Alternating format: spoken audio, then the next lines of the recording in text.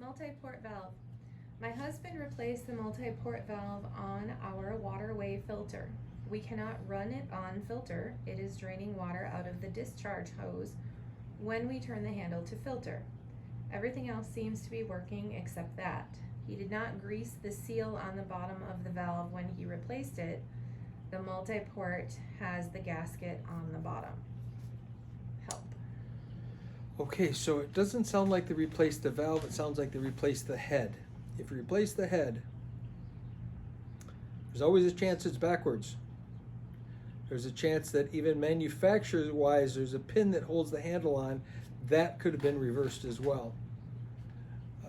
Likely, everything is backwards in there. It could just be that the whole unit could be put on in more than one direction, but likely when you have in the past when we had DE filters versus sand filters, everything was backwards, was different. And you may have a DE multi-port valve going into a sand filter multi-port. There's any number of things there, but without seeing exactly what it is you have and being able to match up how does the water come in, how does the water go out.